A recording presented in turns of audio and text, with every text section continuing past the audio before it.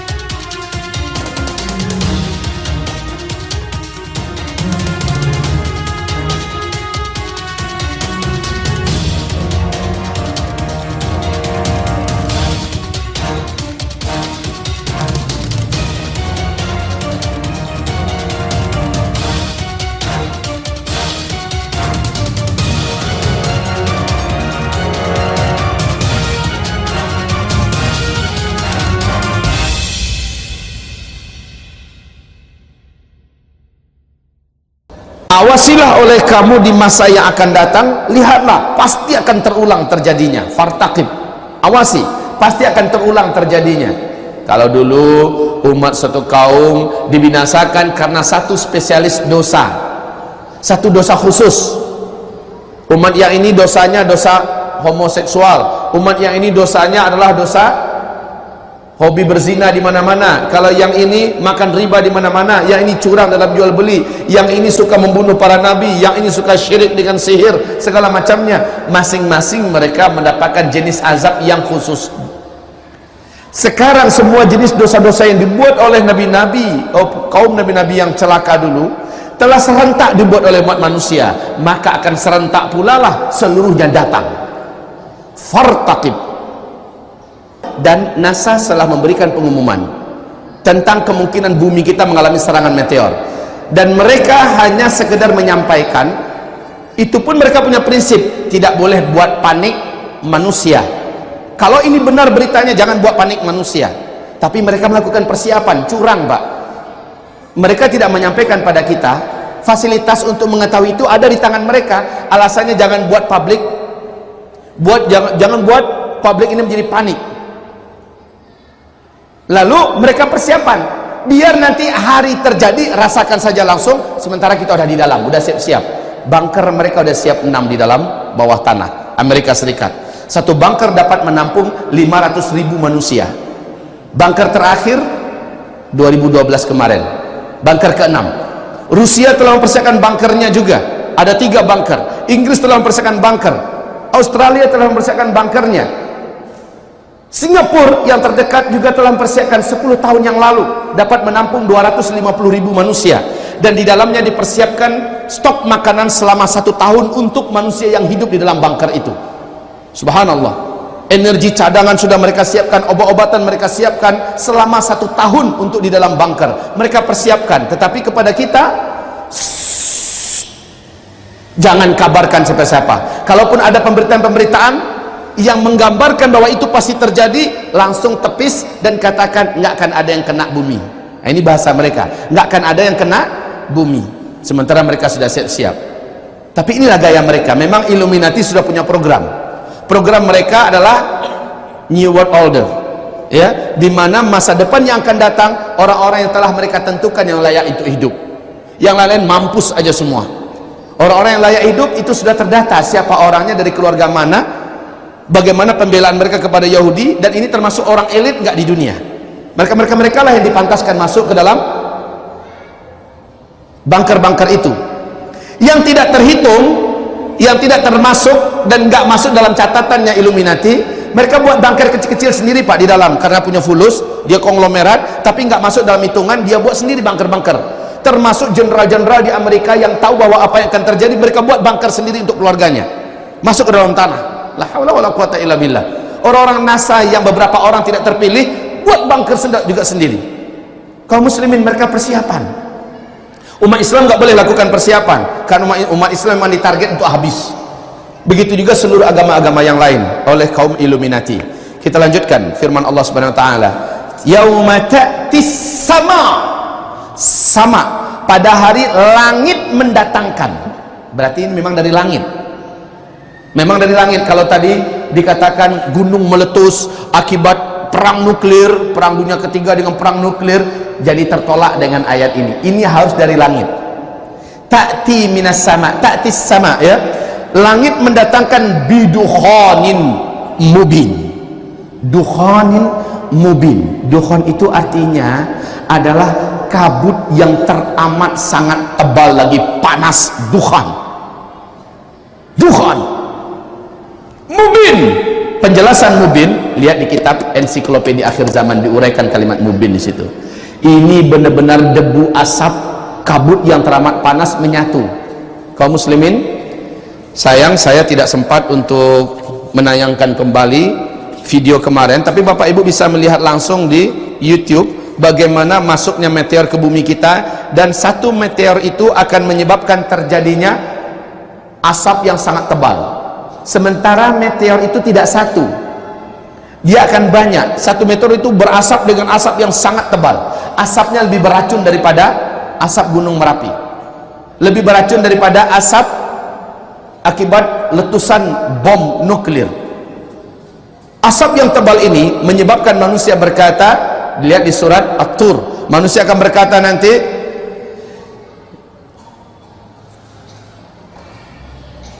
apa kata manusia? Yaqulu hadza, mereka berkata hadza sahabun markum, ini adalah awan yang tumpang tindih saking tebalnya Pak. Meteor meninggalkan kesan awan yang sangat tebal tumpang tindih. Perhatikan kaum muslimin, Michel Penn ketika menjelaskan satu meteor ketika masuk ke bumi dengan diameter 2 km, maka kekuatan meteor ini, kekuatan ledakannya sama dengan 1 juta kali lipat bom nuklir kalau ia menghantam sesuatu. Kekuatannya Pak, 1 juta bom nuklir. Kalau diameternya cuma 100 meter saja, maka kekuatan ledakannya hanya 100 kali lipat bom nuklir yang pernah meledak di Nagasaki, Hiroshima. Kalau satu meteor itu hanya garis diameternya 100 meter, kalau garis diameternya adalah 2 km, kekuatannya sama dengan 1 juta kali lipat bom nuklir.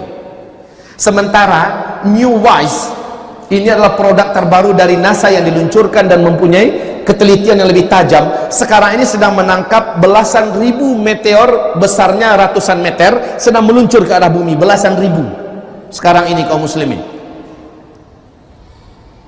Ada diantaranya yang besar lebih daripada itu, ada yang tidak terbaca tetapi dia sangat kuat. Ini sekarang sedang menuju ke arah bumi.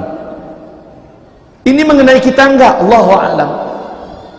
Sekali lagi, melihat syarat-syaratnya sudah lengkap dibuat oleh penduduk bumi, melihat tanda-tandanya dan sebab-sebabnya sudah hampir lengkap dibuat, tinggal nunggu akibat saja lagi. Fartaqib, maka tunggulah sambil terus awasi. Tapi Allah Maha Adil. Bapak akan terkejut nanti betapa adilnya Allah Subhanahu wa taala. Mendengarkan uraian Nabi nanti di halaman 604. Subhanallah, kita bangga dan bahagia dapatkan kabar dari Rasulullah sallallahu alaihi wasallam betapa Nabi mengatakan sebelum jatuh menghantam bumi, kalian akan melihat semacam tiang dari api di atas langit yang berputar-putar mengelilingi bumi. Satu bumi bisa melihat selama 3 hari berturut-turut. Di hadis yang lain Nabi mengatakan selama 7 hari berturut-turut. Nah, Nabi mengatakan kalau kalian sudah melihat itu, persiapkanlah makanan untuk keluarga kalian yang dapat bertahan selama 1 tahun. Jadi ada kesempatan untuk mempersiapkan makanan.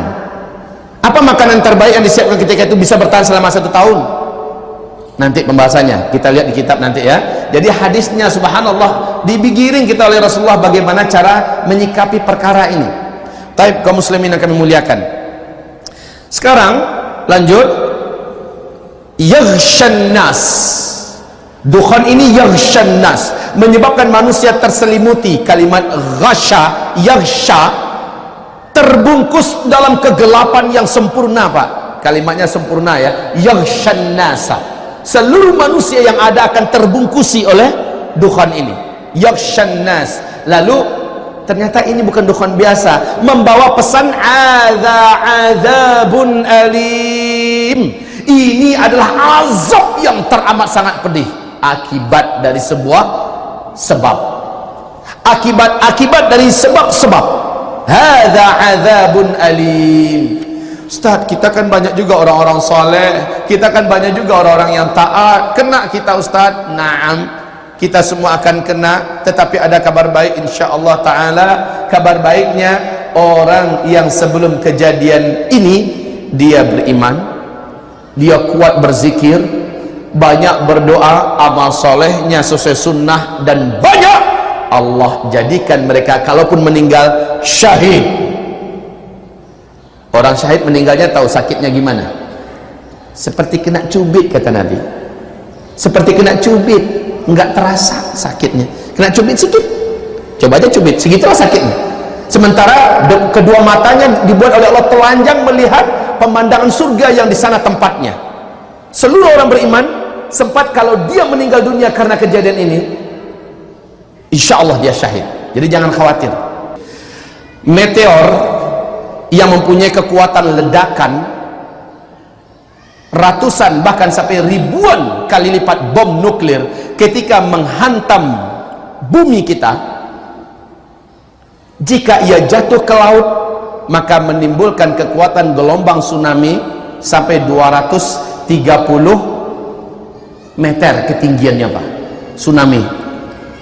Maka akan banyak kota-kota di muka bumi ini yang tenggelam. Denmark, Florida, Chicago, New York, Kuala Lumpur, Jakarta, New Zealand tenggelam karena banyak kota-kota besar di muka bumi dibuat di tepi pantai, betul tidak? Tenggelam. Bangladesh akan hilang 70% dari pulau-pulaunya. Belanda akan hilang dari peta bumi dunia. Indonesia akan kehilang 20% pulau-pulaunya. La haula wala quwata illa billah. Terus dijelaskan oleh beliau, ketika dia menghantam kutub utara atau kutub selatan, maka kutub ini meleleh. Bakalan banyak daratan-daratan muka bumi yang tenggelam. Kalau dia jatuh ke daratan, dan ini yang paling tepat sesuai dengan ayat dan hadis, karena terjadi dukhan, sesuai dengan hadis yang diceritakan oleh Abdullah bin Abbas dalam kitab Tafsir Al-Hafiz Ibnu Katsir. Hadis ini diriwayatkan dengan sanad Ibnu Jarir, dan juga dari Al-Hakim, dinyatakan sahih oleh Syekh Albani, bahwa kata Abdullah bin Abbas, semalaman saya tidak bisa tidur, semalaman saya tidak bisa tidur. Kenapa Tuan Guru? Tanya murid-muridnya. Salah satu murid yang bertanya adalah murid yang pagi tadi subuh saya sebutkan namanya, Abdullah siapa namanya? Ibnu Abi Mulaikah. Kenapa wahai Tuan Guru? Karena sudah datangnya, sudah meluncurnya meteor di atas langit bumi kita, maka saya pikir besok pagi akan datang dukhan yang mengetuk setiap pintu rumah kita. Datang dukhan yang mengetuk. Coba lihat, sahabat memahami apabila meteor jatuh maka yang terjadi adalah dukhan, dan ini tepat menurut Michael Penn, pakar senior dari astronom dunia, mengatakan kalau meteornya jatuh ke daratan bumi kita, bumi langsung melengkung Pak, langsung melengkung. Apalagi kalau sempat besar, lengkungannya bukan tanggung-tanggung, sampai puluhan kilometer Pak, melengkung. Kemudian kedalamannya bisa sampai ratusan bahkan 1 kilo lebih. Apa yang terjadi? Tanah-tanah dan kerak-kerak bumi yang ada, ya, dasar-dasar bumi yang ada, menjadi partikel-partikel yang membumbung ke udara dalam keadaan panas. Titik ledakan itu sampai 100-200 km akan terbakar dan menguap menjadi karbon. Lihat kemarin ledakan yang sudah kita tontonkan kemarin, menguap menjadi karbon. Kalau sempat kita meninggal karena itu Pak, itu meninggal yang hampir nggak kerasa itu. Mudah-mudahan jatuhnya di Jakarta gitu. Nauzubillah ya. Tapi kaum muslimin yang kami muliakan, setelah itu udaranya langsung menjadi panas. Akibat ini, panas udara ini langsung berbagi rata ke muka bumi karena partikel-partikel yang membumbung ke udara dan membentuk asap serta debu yang teramat sangat panas ini Pak, dengan gelombang kejut dari kekuatan ledakan dengan laju kecepatan 800 km per jam, secara cepat bumi ini terbungkusi oleh partikel-partikel tadi. Bergabunglah partikel-partikel yang panas dan sudah menjadi debu ini Pak, dengan asap dari meteor yang tadi menembus atmosfer bumi kita, menyatu, ini menjadi tambah panas. Makanya kata Rasulullah, seluruh orang kafir di muka bumi ini terbakar kulit mereka. melepuh kulit mereka, pecah beberapa pembuluh darah mereka, dan mengeluarkan asap dari lubang hidung mereka, dari mulut mereka, dari dubur mereka, bahkan dari lubang telinga mereka mengeluarkan asap. Lihat urutannya di dalam hadis yang saya sebutkan dalam halaman kitab Zikir Akhir Zaman. Demikian juga urutan yang terjadi, urutan yang terjadi akibat jatuhnya meteor, Bapak Ibu yang kami muliakan. Setelah itu, apa yang terjadi selanjutnya? Bumi ini gelap gulita. Bumi ini gelap gulita. Cahaya matahari terhambat oleh tebalnya partikel-partikel debu dan asap yang tadi menyatu. Subhanallah. Kaum muslimin, hamba-hamba Allah yang kami muliakan, berat untuk hidup. Orang kelaparan, sementara apa-apa tidak bisa dilihat, berharap bisa menemukan kulkas siapa tahu ada makanan di dalam. Ternyata listrik sudah lama terputus. Kenapa terputus? Mendekat saja meteor yang jumlahnya begitu besar, dan meteornya adalah tipe siderit, ya tulisannya siderit, tipe meteor besi, Pak, yang di dalamnya mengandung kekuatan yang dapat menghentikan semua teknologi yang ada di bumi. Kalaupun ada ikan dalam kulkas, ikannya sudah busuk. Ada daging, dagingnya sudah mencair. Ada apa yang disimpan sudah busuk. Maka makanan yang paling awet ketika itu memang kurma, Pak. Kalau Bapak mau tahu apa rahasia kenapa Nabi menyuruh kita mempersiapkan kurma, termasuk batang kurma yang paling bandel, yang mampu bertahan lama, bagaimanapun iklim di luar dia mampu bertahan, itu kurma. Pantasan Nabi mengatakan kalau besok udah dekat kiamat, tanam hari ini kurma. Wajar loh kalau Rasulullah memerintahkan demikian, karena kurma termasuk yang mampu bertahan dengan dukhon selama 40 hari 40 malam. Baik, selanjutnya masuk ke rumah, tutup pintu, kunci jendela, tutupi ventilasi yang ada. Kalau yang sudah punya rumah kaca, mudah-mudahan sudah standby di luarnya apa yang bisa karena kuatnya tekanan gelombang angin dan debu yang dibawa oleh kekuatan laju ledakan itu, Pak, menyebabkan kaca-kaca pecah. Makanya tutupi itu semua. Kalau kaca pecah itu apa juga tutup pintu. Kaca yang gede tengah-tengah, ya kan? Maka standby, Pak, standbykan.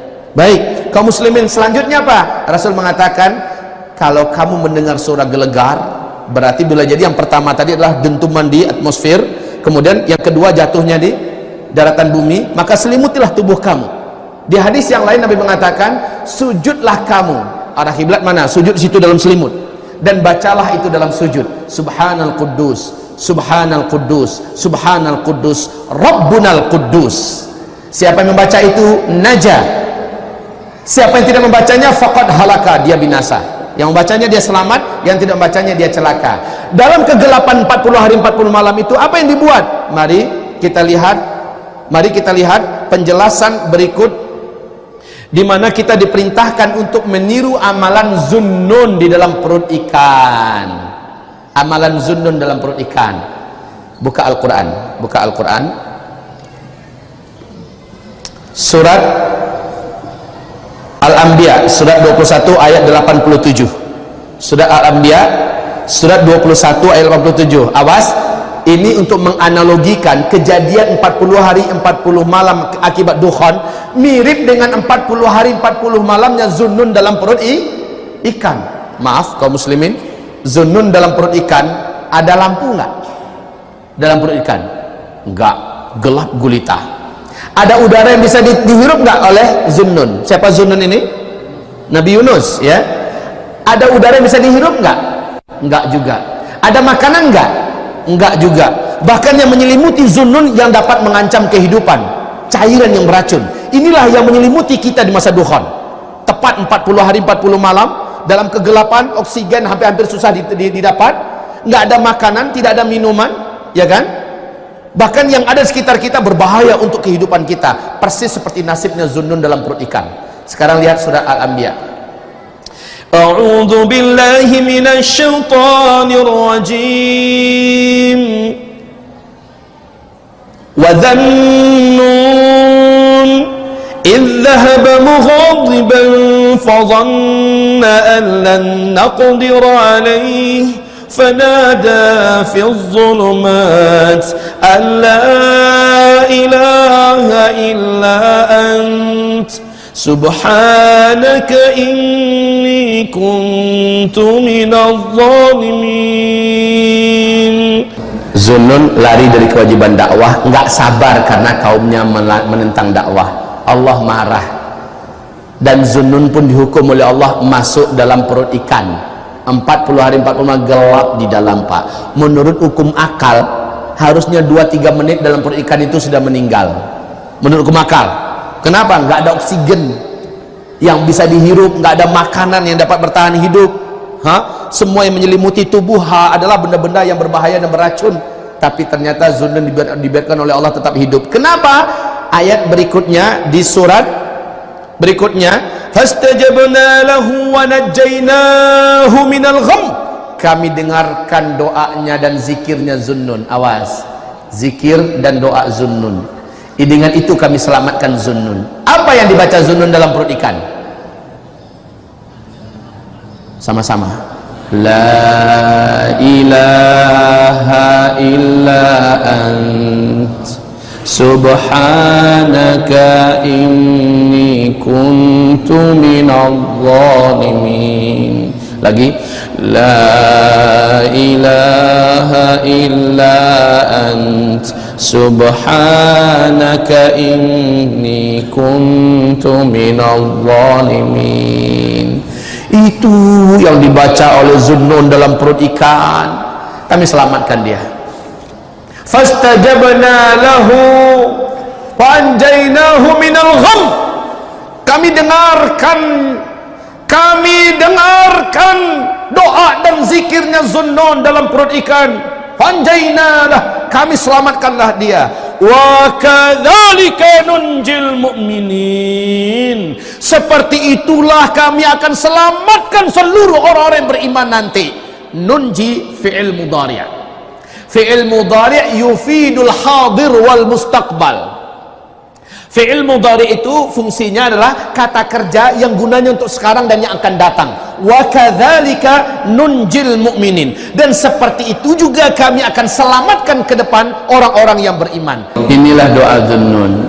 Kedengarannya sederhana, tetapi Bapak, kalau saya uraikan kepada Bapak Ibu semua, makna daripada la ilaha illa anta subhanaka inni kuntu minadh zalimin, la ilaha illa anta menafikan segala macam kesyirikan yang ada, dan subhanak engkau maha suci menandakan kita sudah bergelimang dengan dosa. Inni kuntu minadh zalimin, pengakuan yang jujur, kita ini udah zalim, kita ini udah zalim, kita ini udah banyak meninggalkan syariat Allah, kita sudah banyak menginjak-injak larangan Allah, kita sudah banyak meninggalkan perintah-perintah Allah, kita telah banyak melakukan kesalahan kepada Allah, kita telah banyak menyia-nyiakan waktu yang diamanahkan Allah. Inni kuntu minadh zalimin, ulang-ulang dibaca, berulang-ulang dibaca, Allah pasti akan bebaskan dia.